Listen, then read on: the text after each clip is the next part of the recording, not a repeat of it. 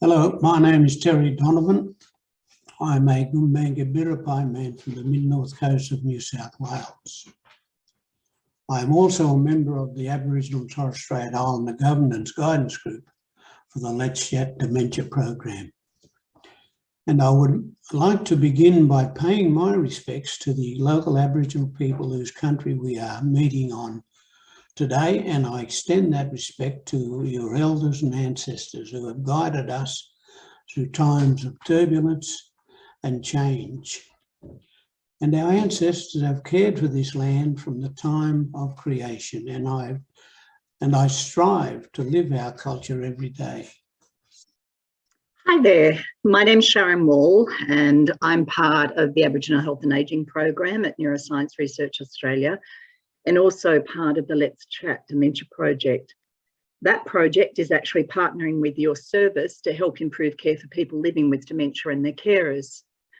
Through that project, we're actually aiming to increase staff and community awareness of cognitive impairment and dementia, increase health service staff knowledge and skills in preventing, detecting and managing cognitive impairment and dementia, and increase detection rates of cognitive impairment and dementia. Firstly, though, we wanted to provide a small series of little video vignettes around dementia and various aspects of dementia, and just have a little yarn with you about some of those things. So we're starting with just a little bit of a yarn about what is dementia. Dementia is used to describe brain-related syndrome. Now, there's two very important things there in that description. That is brain-related, so dementia is something that impacts on brain and actually is, making changes to the brain, and the brain being such a dominant organ and such a big organ that controls really our whole body and often our whole lives is being affected. And also the other thing in that terminology is syndrome. So syndrome is actually a collection of signs and symptoms. So dementia is used to describe a brain-related collection of signs and symptoms.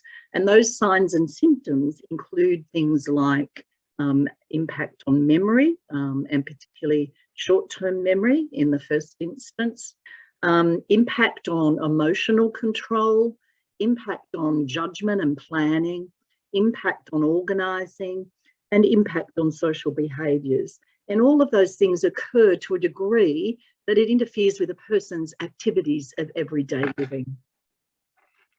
But as I said, there are different types of dementia. So dementia is what we call the umbrella term, that is the overarching term, that is the syndrome, the collection of signs and symptoms. But then there's different types of dementia. And I just wanted to talk to you ever so briefly about some of those different types. And so the most common dementia that we hear about and that you would have heard referred to at various times is this thing called Alzheimer's disease. Now, Alzheimer's disease is simply named after a man who discovered it, Dr. Alois Alzheimer. And he saw back in the early 1900s what we still see today on post-mortem observation of people who have Alzheimer's disease. And he talked about these things called neurofibrillary tangles and senile plaques. And I guess what that really means, quite a bit of terminology, but what it means is that the brain is having problems transmitting messages. And as the damage continues and becomes greater in the brain, so does the capacity to connect and to send messages and to make connectivity. Alzheimer's disease is not curable. It's slowly declining and irreversible. We do have a series of treatments that people may use throughout the course of the disease, but remembering that it is irreversible, slowly declining, and leads, and that decline leads to death often associated with other comorbid illnesses. The next most common type of dementia we see is vascular dementia. So we talk about vascular dementia, or some people talk about small stroke dementia or multi-infarct dementia. That occurs in about 20 to 30% of people who have dementia. The difference in this dementia is that it's a little bit more stop and start.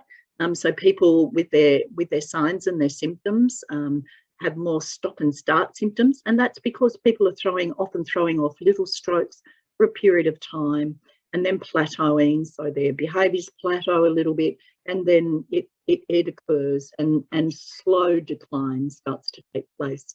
The importance, though, with this dementia is differentiating it and diagnosing it, because we can provide some treatments that will slow down the progression, and often change the progression quite significantly. So, it really is an important point to make, that early diagnosis is particularly important. And so, we might look at some and be able to treat some of the factors that are actually causing this vascular decline, treating high blood pressure, looking at diet, addressing obesities, etc.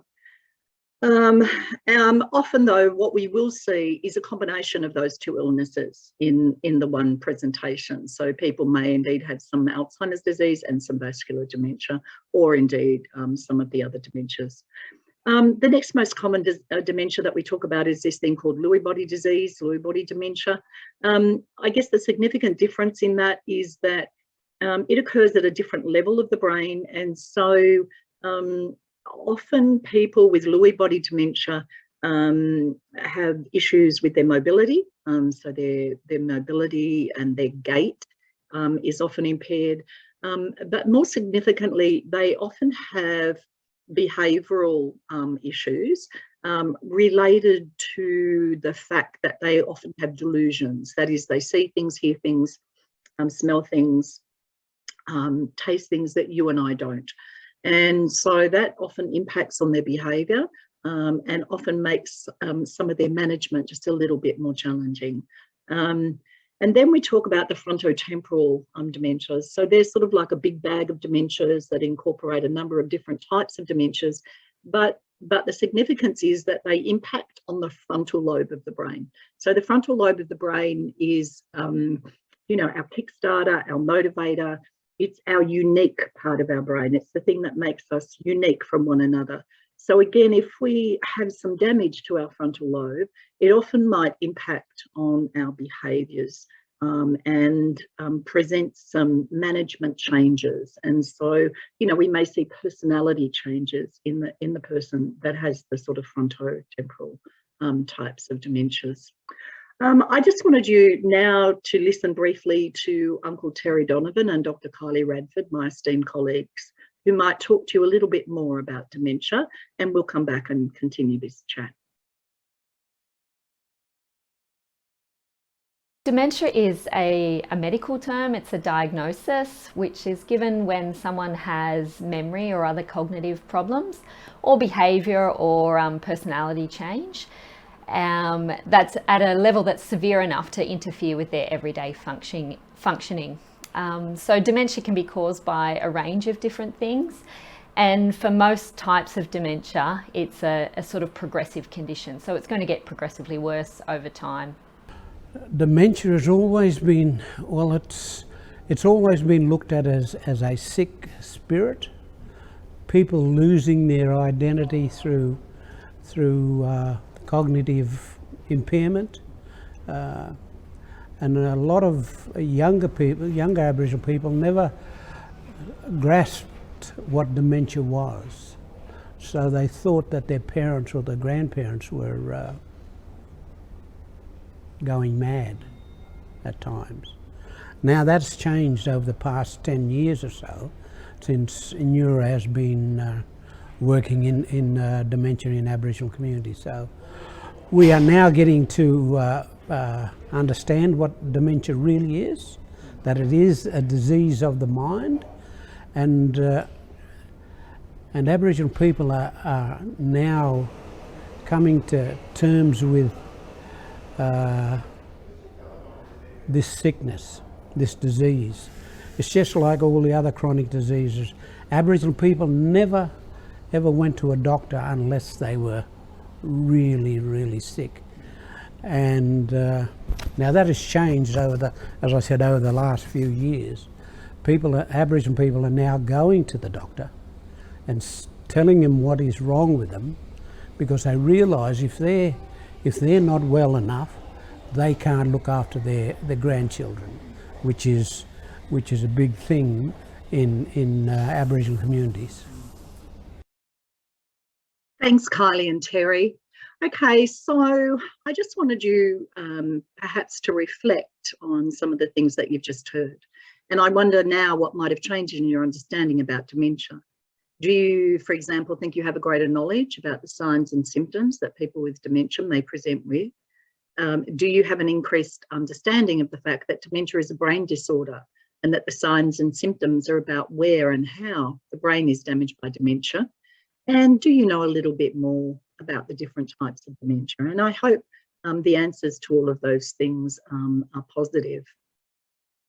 But if you want to have a bit more of a yarn with us, if you have any questions or ideas about improving dementia care, we'd love you to get in contact with our team, who'd love to have a yarn with you. So the Tharawal contact for this project is Dr. Bridget Allen, and her contact details are there for you.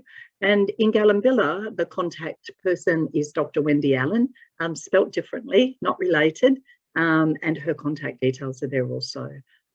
So thank you for joining us, and I look forward to seeing you in the flesh, face to face, in our new world very, very soon.